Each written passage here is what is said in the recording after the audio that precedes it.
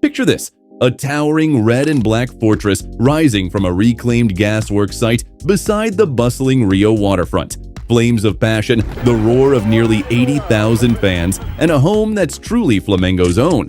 For decades, their identity was tied to Maracanã, a shared venue buzzing with rivals and tourists. Now, CR Flamengo is building a stadium to match its fan base of nearly 47 million, a stage that belongs solely to them and their feverish support. And it's not just a stadium, it's a movement, a financial gamble, an emotional declaration. This bold project, with an estimated cost swelling from $341 to $540 million, is set on the Gasômetro site, a former gas tank compound expropriated in mid-2024. In its place will rise a 78,000-seat colossus, officially designed by Arena Events Plus Venues to be more than a matchday venue. It's a hybrid stadium, entertainment complex, cultural landmark, and symbol of Brazilian football's future. A future where Flamengo finally owns its destiny. Chapter 1. From sharing to sovereignty. Flamengo's story starts in 1895. But its modern identity has long been rooted in Maracanã. That colossal arena hosted World Cup finals, carnival crowds, and the crescendo of Brazilian football dreams.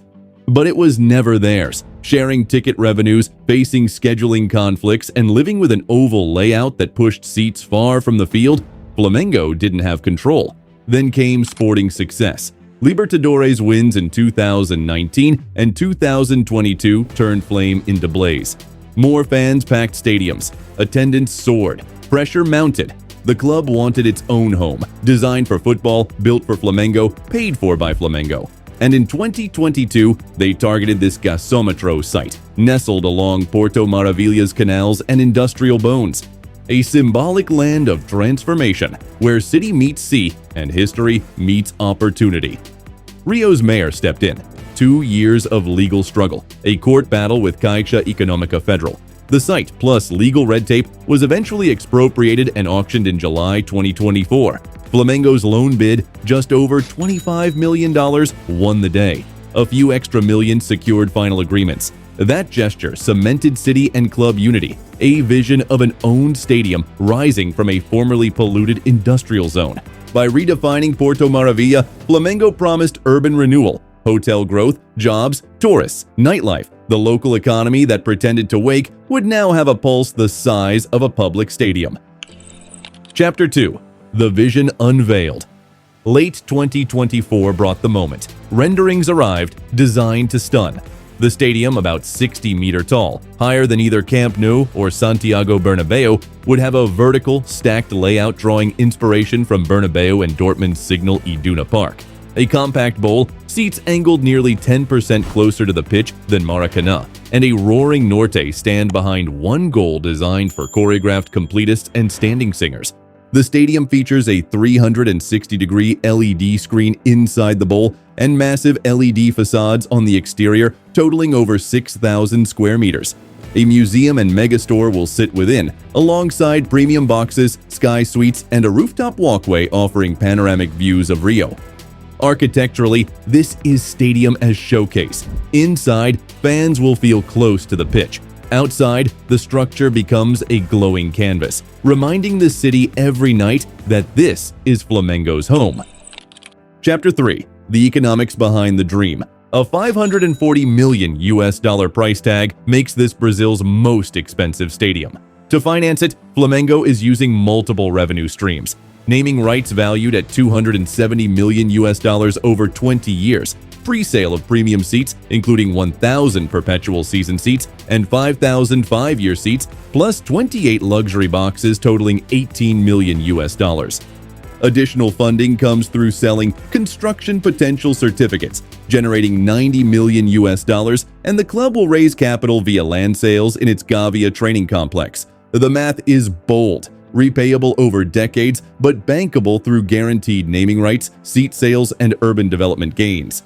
If executed well, the stadium could unlock up to $450 million in new revenue. But if fan appetite for premium seats falters, naming rights deals fall through, or delays drain cash, the risk will be real. Flamengo is betting that one day, a new stadium will generate more hope and money than a World Cup final ever will. Chapter 4. Designed for football, built for life. This isn't a half-finished venue only alive on match days. Arena Events and partners have engineered a living stadium. The club museum and megastore open year-round. Restaurants and event spaces welcome locals and tourists. The roof walkway becomes a destination. The LED facades advertise. The match bowl rings with sound, designed to turn volume into momentum. A hosting city of nearly 8 million people now gets an attraction for everyone, not just football supporters. Football is priority, but gamers, kids, concertgoers, and visitors all have entrances and uses. Even NFL games are being explored. This is smart flexibility, blending football heart and city practicality. Chapter 5. Urban integration and impact.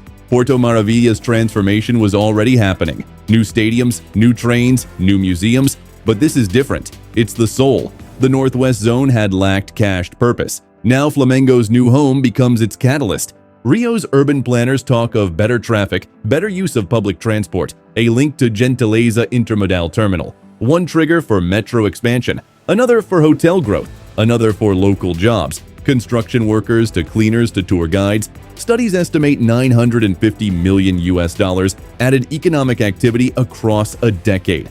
This isn't hype, it's rooted in reality. And the city isn't just selling a stadium, it's renting a future that lasts beyond World Cup cycles and carnival seasons. Flamengo fans are Brazil's largest. They fill Maracanã, but here they will gain identity.